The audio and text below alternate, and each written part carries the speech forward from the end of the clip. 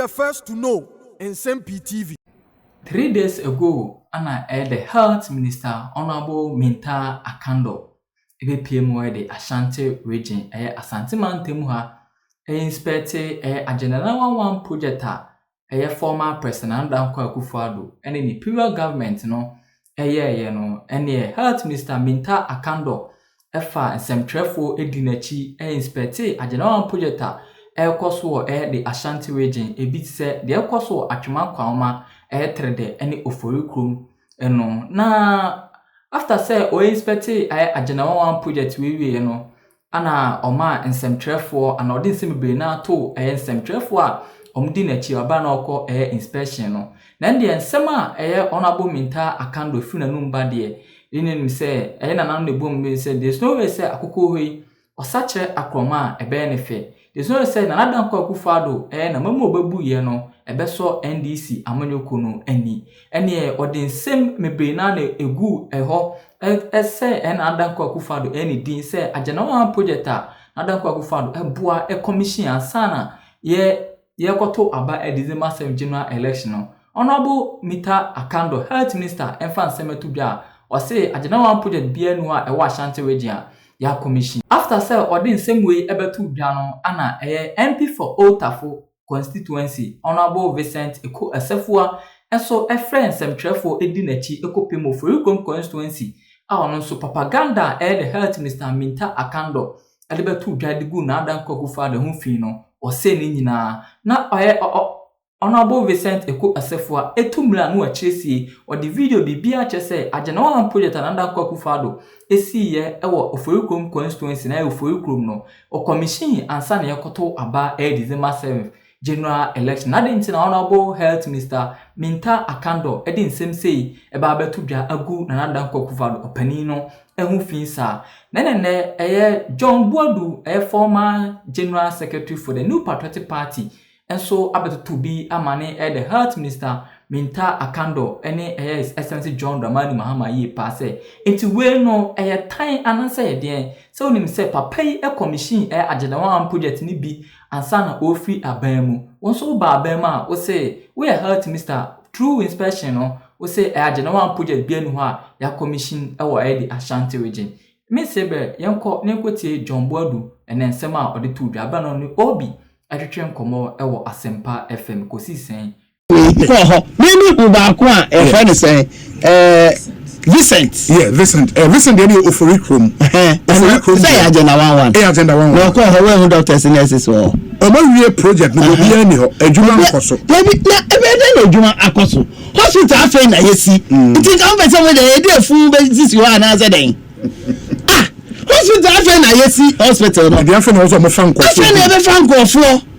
Afa na say specialized if it's a friend about ABC cardio yes OCC ho and the nurses abrochi ko training for 6 months 8 months and some ba because the specialized nature of the work no it said that nurses intensive care ne sa we no omunim chanaja it yes hospital yes we human resource provision any man no I dey take time in the abide for no focus on money as hard no omo nyama dey yesi ade na si hono ya omo dey complaints no sentin ka ko no who say food da we be beda ha na watwi menu na we na match me ya na koto can that be new hospital ayesi you understand it Mr. Mo yenjai we no a very very ambitious program and I can tell you say assessment near no you will say religious entities, more district hospitals crossing. Yeah. We are always at their mercy. Didn't that was a banasa? You understand?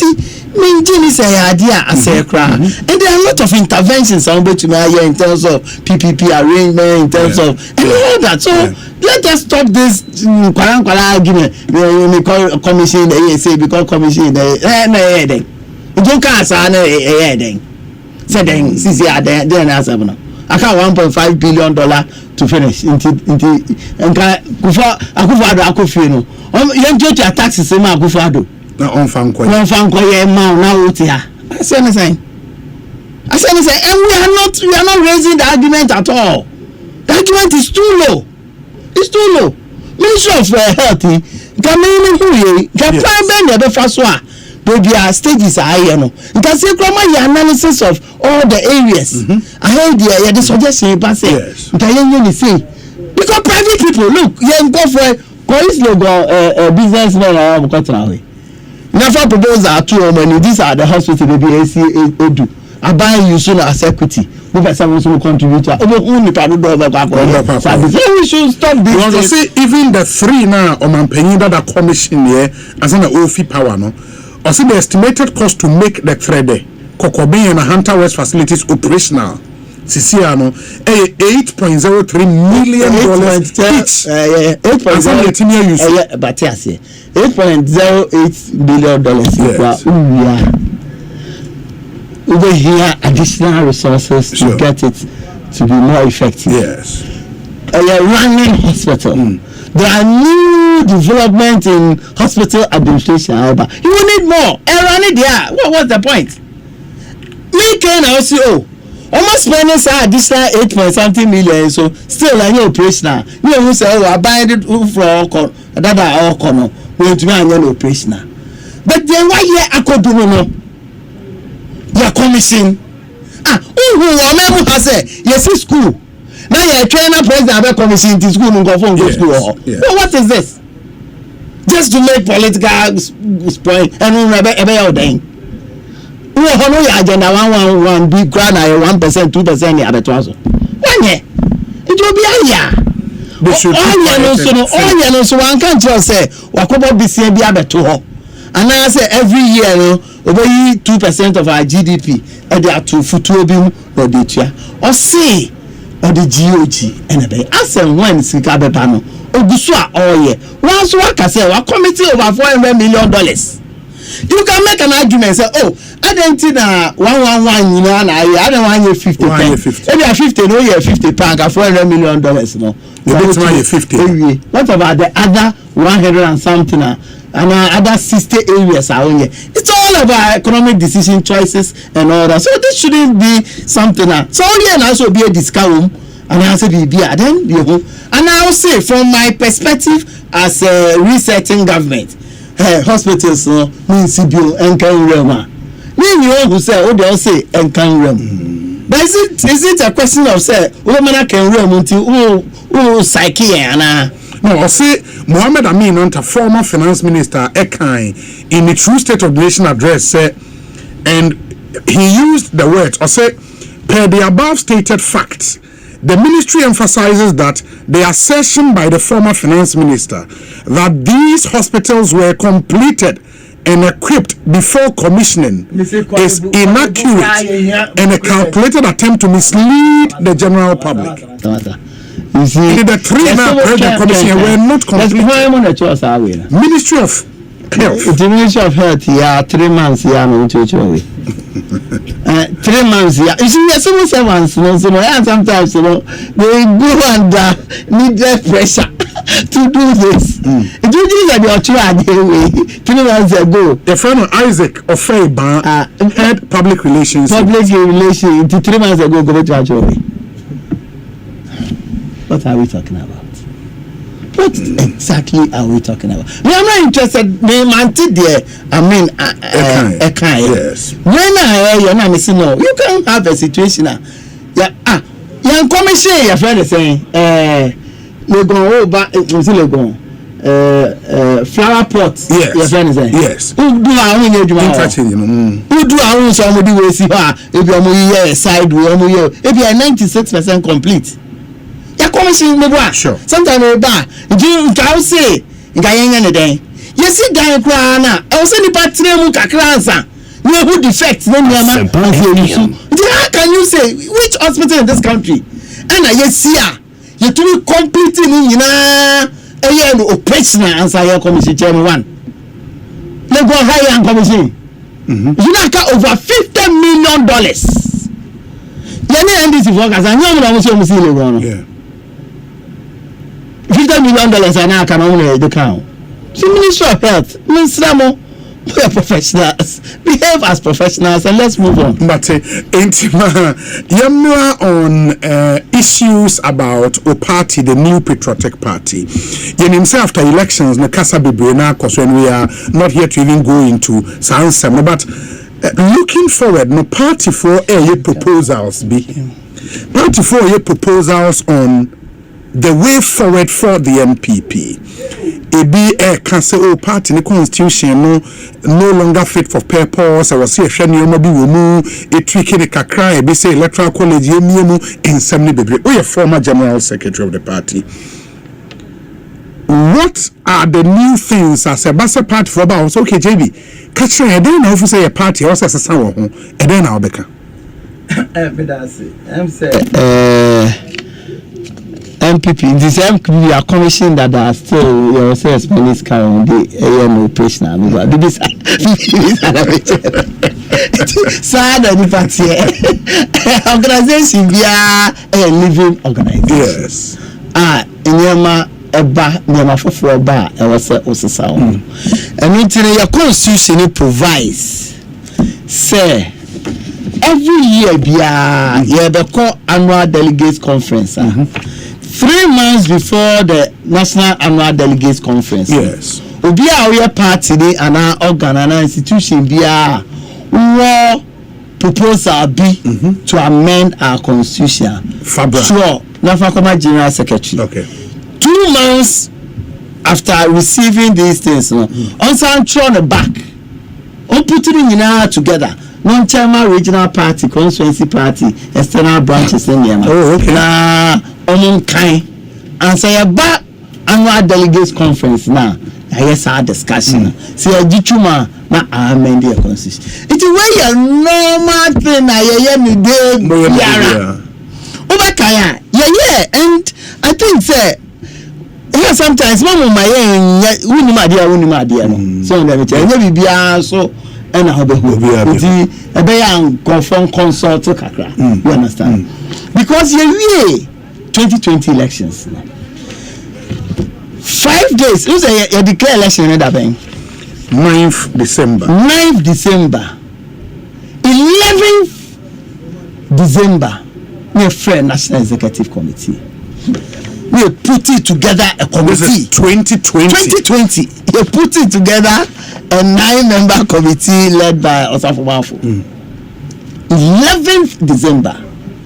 You can see the rapidity and how important that committee was to us. Yes. 14th December. Now me try letter ba omo nyina omo terms of reference in me. Okay. And I will start ejuma. Almost not they are to investigate why Amulusu no votes so just even say we need broso cry they must do that. And we do that because those times I'm a youth organizer. Chairman McMahon. Okay. Every event we come back to assess how the event went.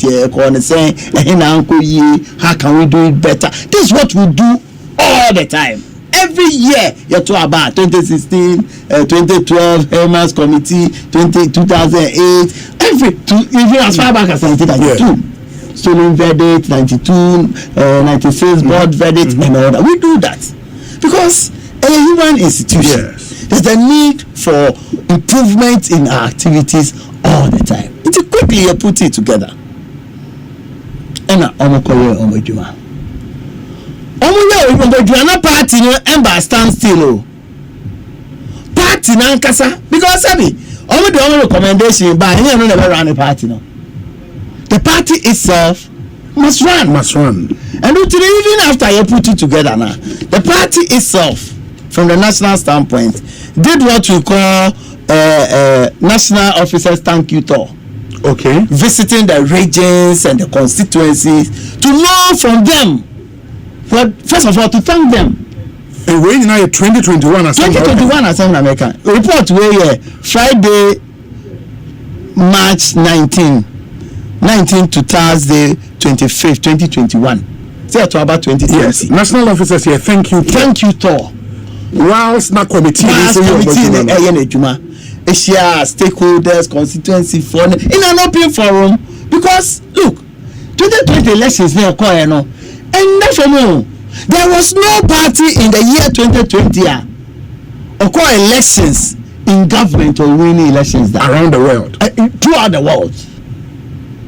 COVID was so devastating. Assembling was difficult. Campaigning was difficult. Yeah, as a party, we couldn't do our normal primaries. Yeah, primaries taught. Electoral areas, yeah, primaries, Utuminya campaign. National Delegates Conference for 2020, yeah, do remote.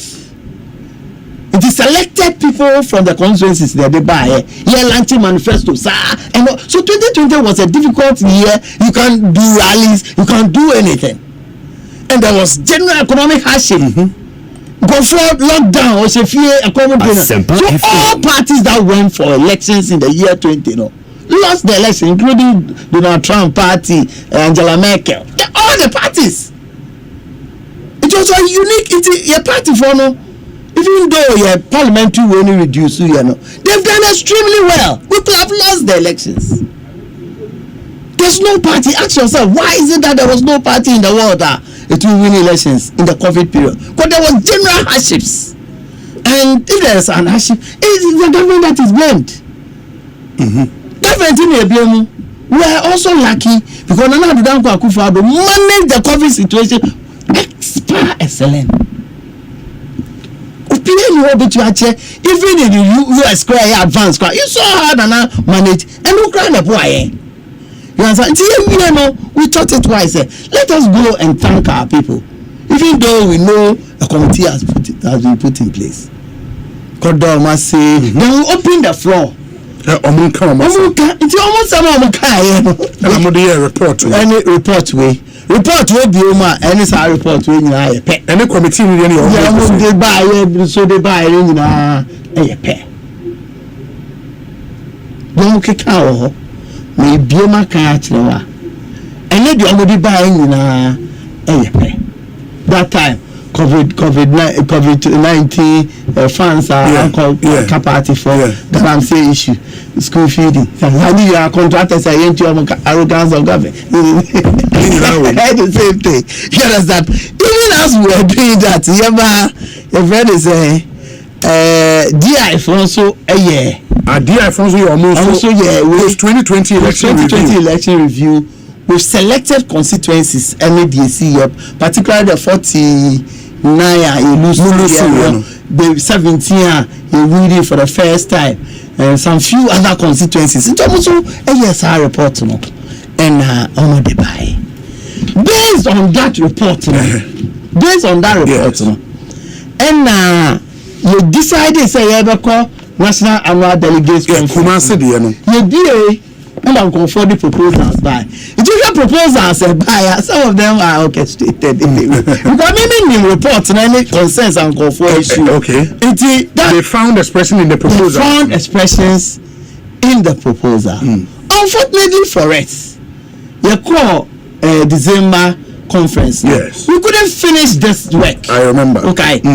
So conference mandated us to form a committee. It was even to be chaired by Alex Markin. Yeah, Afenyo Markin. Say, almost share not proposals are here, but almost streamlined because it be a similar, big contradictory and other. They should streamline it and put some of them in an appropriate amendment ways. But some of them narrative and all that. You understand? Next time I be Annual Delegates Conference. What table? Yes, our table. A before the camera.